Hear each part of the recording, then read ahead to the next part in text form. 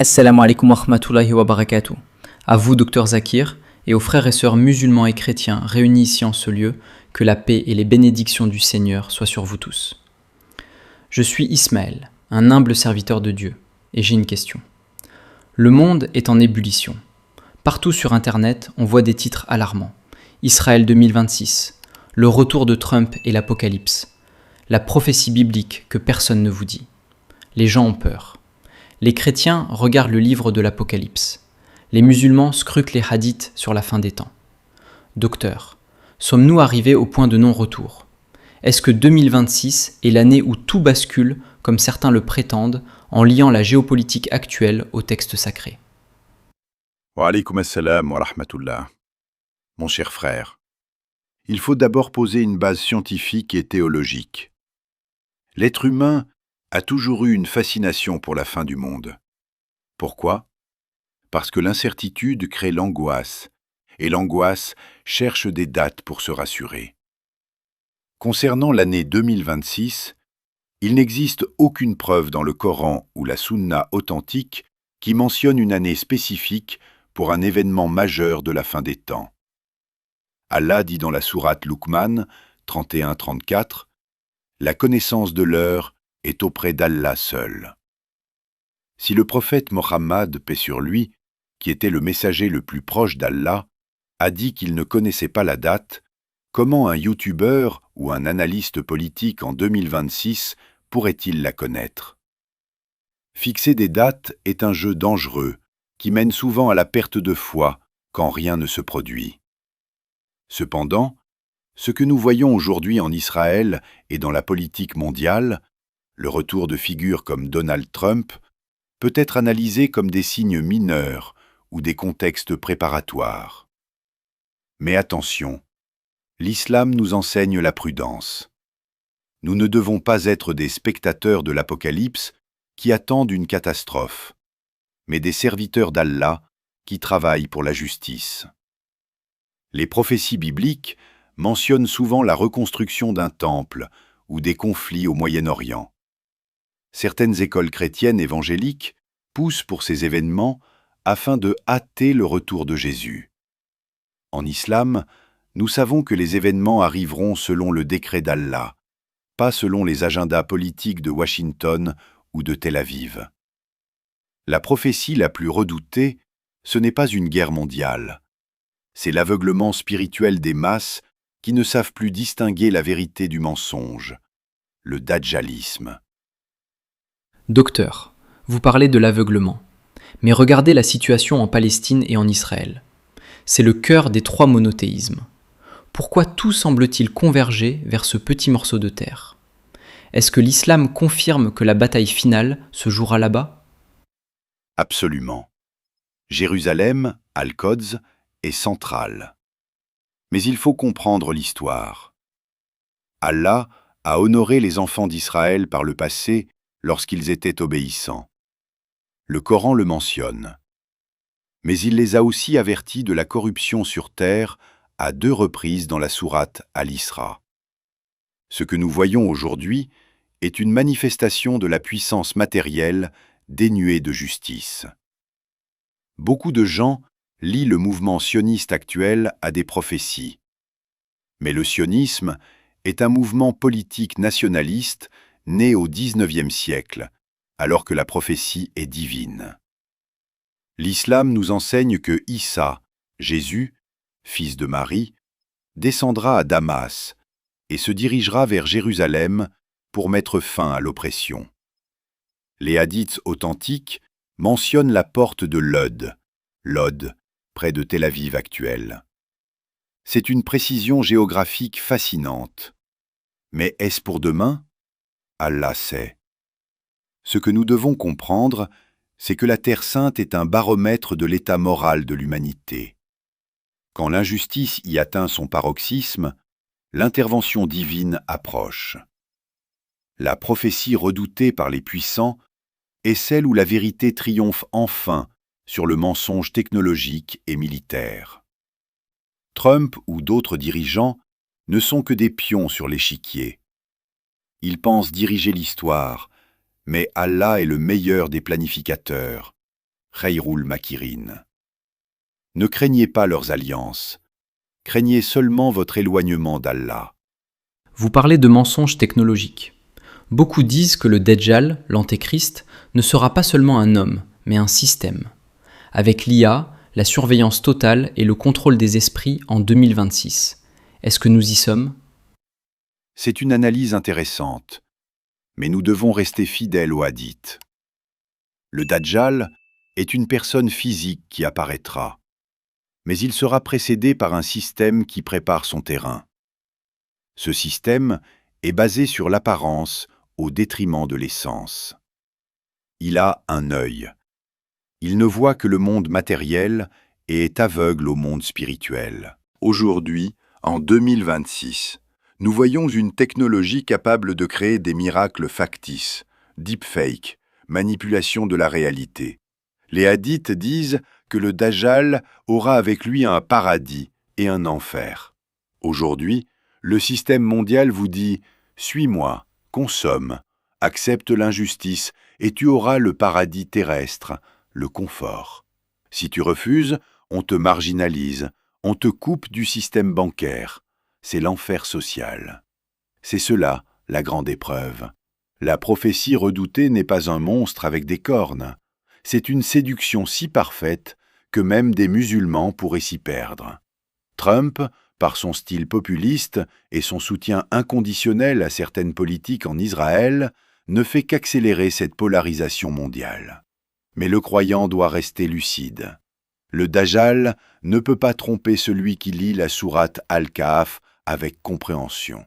La technologie est un outil. Si elle est utilisée pour opprimer, elle devient l'armée du Dajjal. Si elle est utilisée pour la dawa, elle est un bienfait. Docteur, dans les prophéties bibliques liées à Israël et aux États-Unis, le retour du Christ est central. Les chrétiens l'attendent avec ferveur. En islam, nous aimons aussi Issa, Jésus, fils de Marie. Pourquoi son retour est-il la clé de la fin des conflits en Terre Sainte ? Est-ce que son apparition en 2026 ou après marquera la fin de l'injustice que nous voyons aujourd'hui ? Mon frère, c'est ici que l'islam tend la main aux gens du livre. Allah dit dans la sourate An-Nisa, s'il n'y aura personne parmi les gens du livre qui n'aura pas foi en lui avant sa mort. Le retour de Issa, paix sur lui, n'est pas une option, c'est une certitude pour nous. Alors que certains dirigeants comme Trump utilisent la religion pour justifier des alliances politiques en Israël, Issa reviendra pour rétablir la vérité théologique. Les hadiths authentiques précisent qu'il descendra sur le minaret blanc à l'est de Damas. Pourquoi Damas ? Pourquoi pas New York ou Londres ? Parce que le centre de gravité de la spiritualité mondiale reviendra au Levant, le Cham. En 2026, nous voyons cette région dévastée par les guerres. Le retour de Issa sera le remède à cette douleur. Il ne viendra pas pour une nation contre une autre, mais pour le monothéisme pur. Il brisera la croix, ce qui signifie qu'il corrigera l'erreur de ceux qui l'ont divinisé. Il tuera le porc, symbolisant la fin de la consommation de ce qui est impur et la restauration de la loi divine. La prophétie redoutée par le système dajjaliste est précisément celle-ci. Un homme qui n'utilise pas d'armes nucléaires, pas de drones, mais qui possède l'autorité divine pour dissoudre le mensonge. Quand Issa apparaîtra, le Dajjal fondra comme le sel dans l'eau. C'est un message d'espoir pour les opprimés en Palestine et ailleurs. Mais attention, ne restez pas assis à attendre 2026. Préparez vos cœurs pour être capables de reconnaître le vrai Messie du faux, car le Dajjal imitera Jésus. La différence se fera par la science religieuse, pas par l'apparence. Docteur, on voit des puissances comme les États-Unis prendre des décisions qui semblent défier toute logique internationale, surtout concernant le statut de Jérusalem. Trump a souvent été perçu comme un accélérateur de ces prophéties. L'islam a-t-il une lecture sur la chute des grandes puissances qui se croient invincibles ? Absolument. Allah nous donne des exemples clairs dans le Coran. Les peuples de Had et de Tamoud. Ils construisaient des palais dans les montagnes et pensaient que personne n'était plus puissant qu'eux. Ils demandaient « Qui est plus fort que nous en puissance ?» Aujourd'hui, les États-Unis et leurs alliés tiennent le même discours avec leur suprématie militaire. Le retour de figures politiques imprévisibles est un signe de l'instabilité des systèmes humains. Allah utilise parfois des dirigeants pour exposer l'hypocrisie mondiale. En déplaçant des ambassades ou en changeant les frontières, ils ne font qu'accélérer ce qu'Allah a déjà décrété. L'histoire est un cycle. Aucun empire n'est éternel. Quand l'injustice, le dhulm, devient la norme, la chute est proche. La prophétie redoutée ici est celle de la faillite morale. Une nation peut avoir tout l'or du monde. Si elle n'a plus de justice, elle s'effondre de l'intérieur. En 2026, nous voyons des divisions sociales profondes en Occident. C'est le signe qu'Allah retire sa bénédiction aux orgueilleux. Le croyant ne doit pas s'inquiéter de qui est à la Maison-Blanche, car le véritable roi est Al-Malik. Trump ou un autre, ils ne sont que des ombres qui passent. Ce qui reste, c'est la promesse d'Allah que la terre appartiendra finalement à ses serviteurs pieux. Yajouj ou Majouj sont une réalité coranique. Ils représentent une force de corruption massive, façade. Allah dit dans la sourate Al-Kahf qu'ils ont été enfermés derrière une barrière de fer et de cuivre. Leur libération est un signe majeur de l'heure. Beaucoup de savants contemporains analysent Yajouj ou Majouj comme des puissances qui dévastent les ressources de la terre. Regardez la consommation mondiale, la destruction de l'environnement, les guerres pour l'eau et le pétrole en 2026. Ils dévalent de chaque hauteur, 21 à 96. Cela peut signifier une domination globale par la technologie et le commerce déloyal. Leur caractéristique est qu'ils sont imbattables par les humains. Même Issa, paix sur lui, ne les combattra pas avec des épées. Il invoquera Allah pour qu'un fléau les emporte. Cela nous enseigne l'humilité. Face au système de destruction massive que l'homme a créé, seule l'intervention divine peut nous sauver. Si vous voyez le chaos se propager sans que personne ne puisse l'arrêter, sachez que la barrière est peut-être déjà très fine. La protection contre cette force n'est pas un bunker souterrain en Israël ou aux USA. C'est la forteresse de la piété, Taqwa. Docteur, un signe dont on parle peu, mais qui est visible en 2026. L'Arabie redevenant verte. On voit des images satellites montrant des déserts fleurir. Est-ce une coïncidence climatique ou l'accomplissement direct d'un hadith ? Ce n'est pas une coïncidence. Le prophète, paix sur lui, a dit dans un hadith authentique « L'heure ne viendra pas avant que la terre des Arabes ne redevienne des prairies et des rivières. » Notez le mot « redevienne ». La science moderne confirme que la péninsule arabique était autrefois verdoyante pendant l'ère glaciaire. En 2026, avec les changements climatiques et les projets de reforestation massifs, nous voyons ce signe s'accomplir sous nos yeux. C'est une preuve pour les athées et les sceptiques. Comment un homme dans le désert il y a 1400 ans pouvait-il savoir que le climat allait cycliquement revenir à cet état ? C'est une preuve que Mohammed, paix sur lui, était le messager d'Allah. Ce signe est doux. Il n'est pas violent comme une guerre, mais il est un avertissement silencieux. L'horloge tourne. Si la terre change, votre cœur doit changer aussi. Ne vous perdez pas dans les calculs politiques de 2026. Regardez la nature. Elle vous parle de son créateur.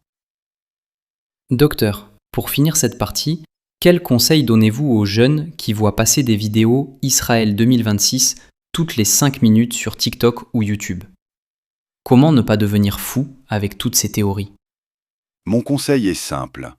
Éteignez le bruit et ouvrez le livre. La plupart de ces vidéos cherchent votre clic, pas votre salut. Elles utilisent la peur pour générer des revenus. Si vous passez 3 heures à regarder des théories sur Trump et 0 minute à lire le Coran, vous avez déjà perdu la bataille contre le Dajjal.